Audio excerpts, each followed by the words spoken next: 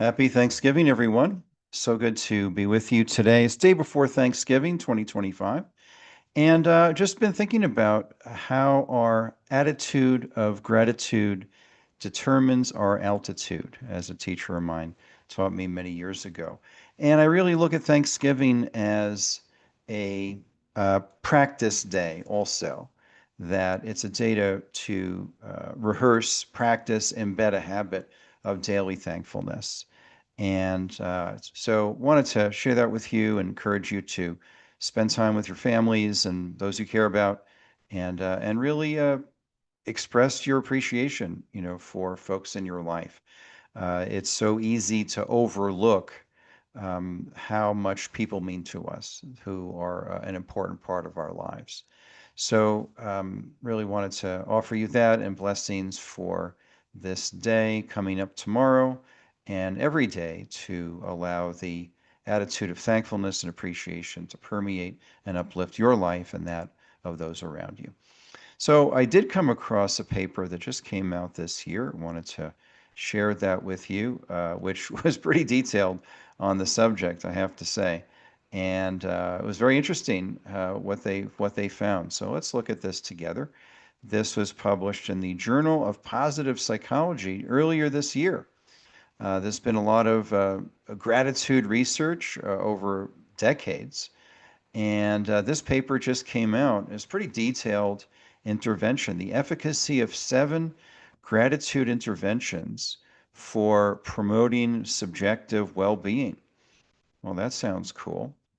So this paper looked at, they had 2 different experiments, and they asked people to, express gratitude in different ways, and including one group that had interpersonal gratitude for other people that they expressed, and then another group that had gratitude to God interventions, which was pretty amazing. And what they found was the interventions, as they said here, were broadly effective at increasing positive emotion and reducing negative emotion, which was pretty fabulous. And they even measured dosage as you would like a supplement or herb or medication. They looked at that too, and that made an effect. In other words, how often you express thankfulness or gratitude actually did improve outcomes for oneself. And I've certainly found this, that it's easy to complain. It's easy to talk about what's wrong. It's easy to, just, moan about what isn't working, what I don't have, what I don't want, what I don't like, who I don't like, and, all of this. And really found that, for myself, my peace of mind and my ability to be a blessing to others was profoundly improved when I put my attention on what was right and working as a starting point. As a teacher of mine used to say, what's right with you is the starting point. What's wrong with you is beside the point. And I really took that to heart. And life just gets lighter. And there's still challenges. Life can be really hard, and challenges come up. We get blindsided by things sometimes. And I'm certainly seeing that, experienced that, working with that now in a couple of ways.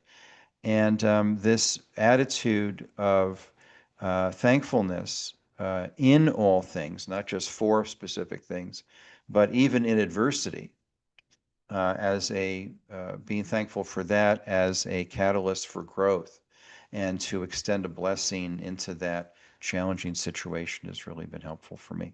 So anyway, back to the study. This was a pretty big study, actually. They go through some background, very interesting. I would encourage you to check out some of the previous research they identified. And then they had these 2 study groups. Study group 1 was, well, they had experiment 1 and experiment 2. And study 2 had added the gratitude to God, which I have found indispensable for myself.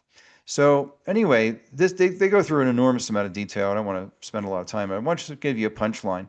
And just so you know, there were, thousands of people in the, or yeah, a couple of thousand people involved in this study. So 1,155 in study one, 1,579 in study two. So, it's a couple of thousand people going on here. So it's not just a pilot study. It was pretty significant. And wanted to just jump to the results that were pretty interesting. And something I didn't expect was in there. So just going to focus on this graph. I mean, we could spend hours dissecting every detail of this study. We're not going to do that. But you notice here on the right, it's pretty interesting. So they have the different conditions that they were measuring. And it was interesting that in both groups, the most profound interventions, if you look at things that had the biggest impact, they were kind of similar from group to group. And these included a gratitude letter. So this is an interpersonal thing, just writing a letter to somebody, let you know how much you appreciate them, how glad you are that they're part of your life, what they mean to you. That was the gratitude letter. Then there was a gratitude text. Even that was, pretty significantly helpful. Then they had a mental subtraction task, which was what would happen if you didn't have in your life this thing you were thankful for? And that, that saying, you don't appreciate what you have till it's gone. Well, they threw that in. And like, well, what are you thankful for? What would life be like if you didn't have that thing or that person? So that was very interesting to amplify gratitude. And then there's the personal gratitude list. And this reminded me of something that happened my first day of high school.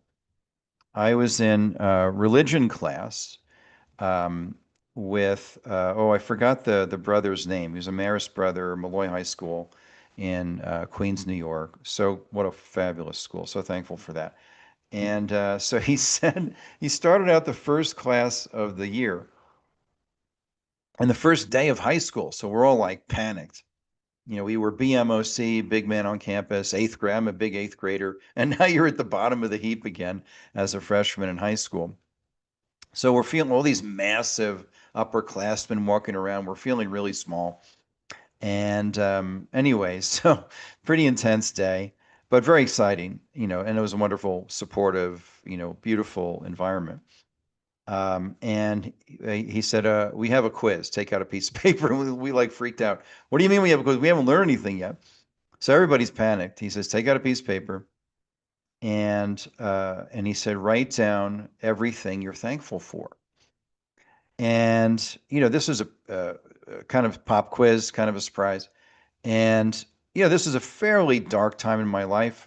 I was pretty down on myself and life in general.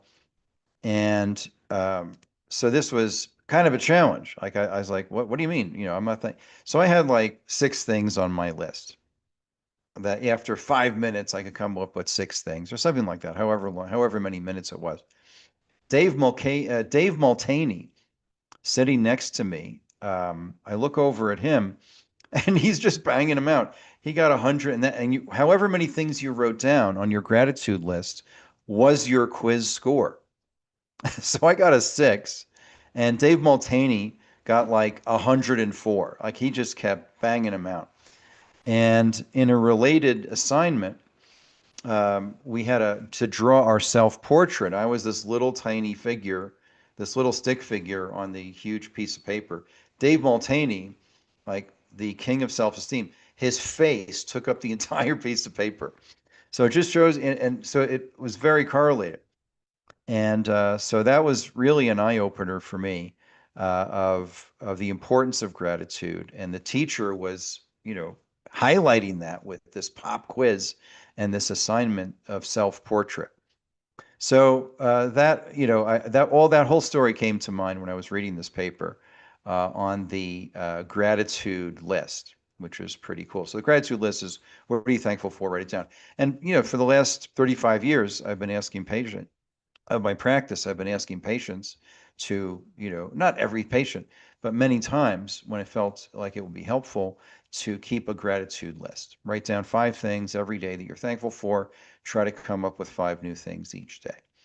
So, not super profound, but it does get the person to focus their energy in a positive direction rather than just complaining about stuff and thinking about everything that's wrong, that they don't like, don't want, don't have. And then I really appreciated this. Again, somehow it didn't. Actually, it did rank, pretty well in terms of improving. For me, it would have been like off the chart. But the gratitude to God list, dear God, thank you for all these things, and then gratitude to God letter, that would be pretty profound for me. I haven't really done that in many years, but I did years ago, and it was incredible.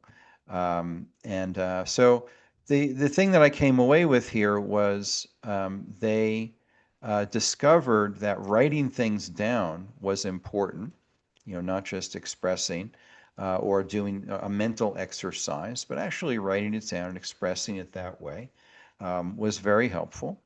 And the hassles list, which is very interesting too. The you Folks who did the gratitude practice found that hassles that we all have, daily life is just part of life. We get hassled sometimes, or stuff comes up, adverse challenges, were less significant. So that was, pretty cool. Like they had a different perspective on the hassles. After the gratitude practice, the hassles seemed less hassly. They seemed less significant. They seemed less big, which I thought was just fabulous. I have this shift in perspective really reset their kind of reframed the things that were sort of bothersome to them because they changed. The hassle was the same, but they changed, and that's the amazing thing. So that was just a little bit of this study. I encourage you to go check it out, and I could read the full text. And there's a lot more in the study besides that, but I just wanted to give a few thoughts on that. And just to wish you and yours a blessed Thanksgiving. All of you who are patients here in the clinic, students here in the school, I love you. I appreciate you. So glad for the ability to work with you in a therapeutic or educational way. And to everybody else, thank you for choosing to come into the world at this remarkable time of the Great Awakening, the healing of humanity, healing the consciousness of humanity, a return to wholeness and oneness. So thanks for showing up in the world at this time, participating in this Great Awakening, and blessings to you and yours. Lots more at michaelgaeta.com. That's the website for our school. We have 60 courses in natural health and practitioner trainings in natural functional medicine. And then we have the clinic where I can help you or someone you care about with any health issues, concerns, or goals using a nature first, drugs last philosophy that carries through into our school. So lots more at michaelgaeta.com. Join us every Monday on our podcast, Mondays with Michael, every Monday at 1 p.m. Eastern Time. So thanks, everybody. Blessings to you.